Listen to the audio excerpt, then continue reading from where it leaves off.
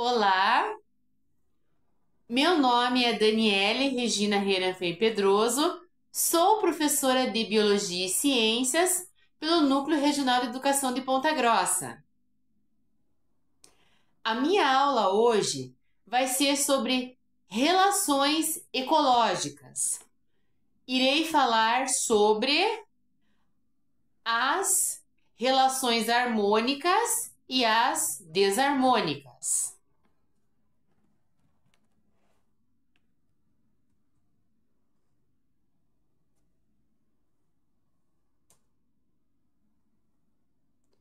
Então, aqui está o meu trabalho. É uma aula voltada para o sétimo ano do ensino fundamental, que eles veem esse assunto porque eles estão estudando os seres vivos. E ecologia faz parte dos seres vivos. O objetivo é compreender como acontecem as relações ecológicas na natureza e qual a importância delas para os seres vivos e também para a saúde dos seres vivos. Então, o que vamos aprender nessa aula? A importância das relações ecológicas é uma delas. Quais os tipos de relações ecológicas e se elas são benéficas ou se elas são prejudiciais. Então, aqui, essa imagem, ela é familiar para vocês? Então, o que lembra? Lembra o filme Procurando Nemo. Então, o Nemo, ele tinha que se esconder, se proteger numa anêmona do mar. Então, começando a falar sobre relações ecológicas. Elas podem ser de dois tipos. Podem ser intraespecíficas, quando é na mesma espécie, ou interespecíficas de espécies diferentes.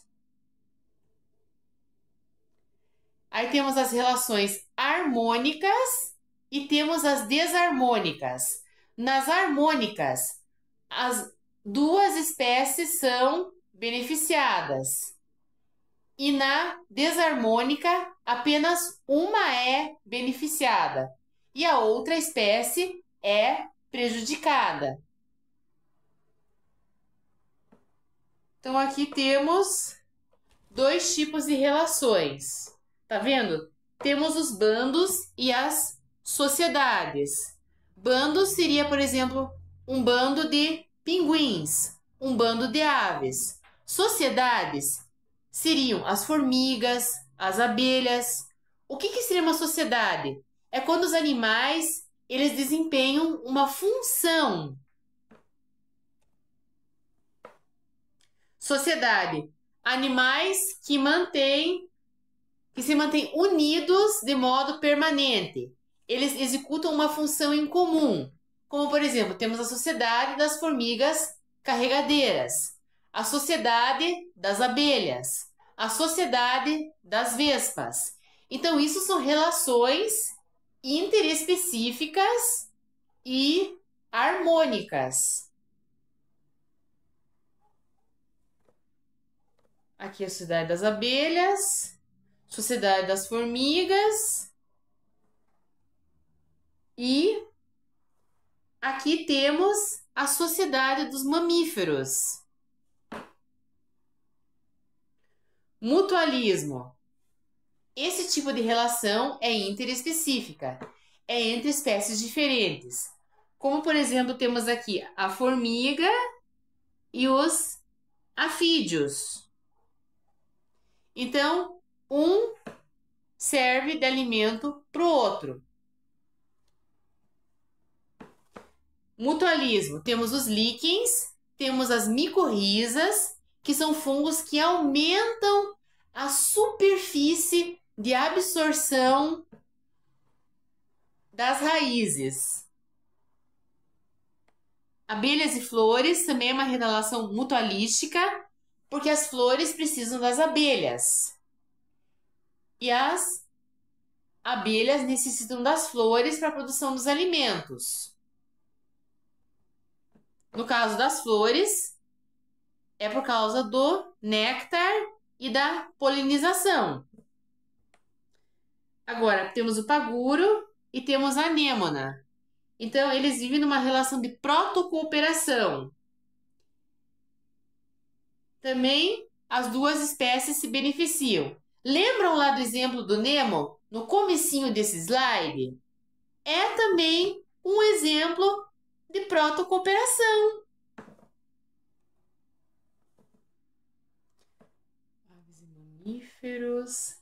Agora, esse é o comensalismo. O que é comensalismo? Apenas uma das espécies se beneficia. Por exemplo, temos aqui o tubarão e temos as rêmoras. As rêmoras são peixes comensais. O que eles fazem? Eles se alimentam dos restos de comida e vão raspando esses restos que estão no corpo do tubarão. Competição. Ela pode ser tanto intraespecífica como interespecífica. Ela já é uma relação desarmônica. No caso da intraespecífica, eles competem por nutrientes e por energia, como é o caso dos leões. Os vegetais competem por água e por luz.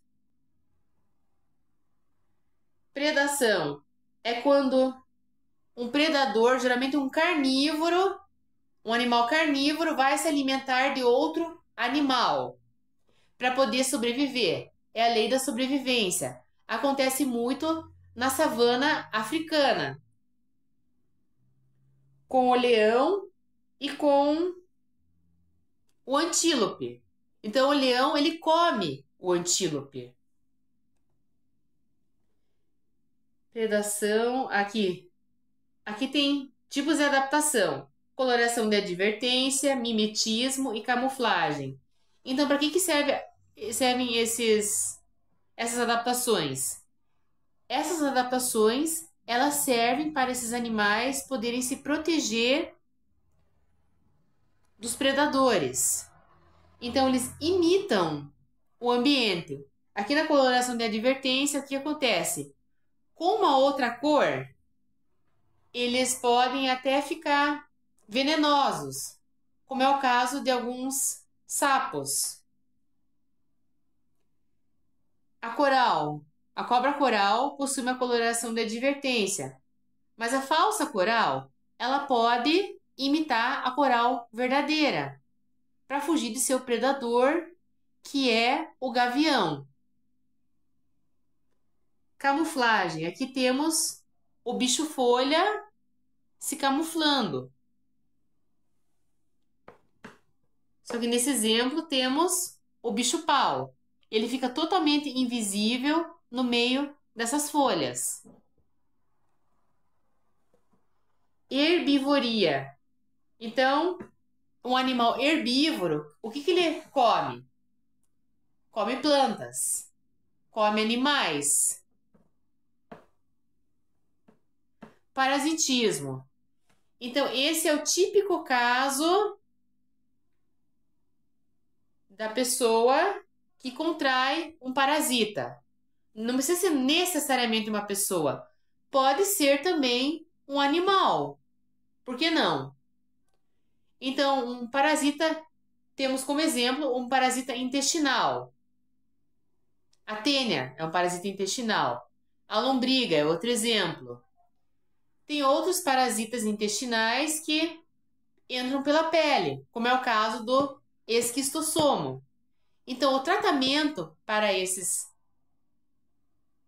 doenças, essas verminoses, é sempre com vermífugos. Então, pessoas que contraem esses parasitas possuem sintomas como, por exemplo, disenteria, dores abdominais, febre, desidratação, por aí vai. Exemplos de parasitas. Não precisam ser só os vermes. Vírus são parasitas, bactérias são parasitas, protozoários, fungos e até mesmo alguns insetos, como por exemplo a pulga e o piolho. E aqui o resumo do que nós aprendemos nessa aula. Ficou alguma dúvida? Alguma pergunta? Então, muito obrigada. Até a próxima!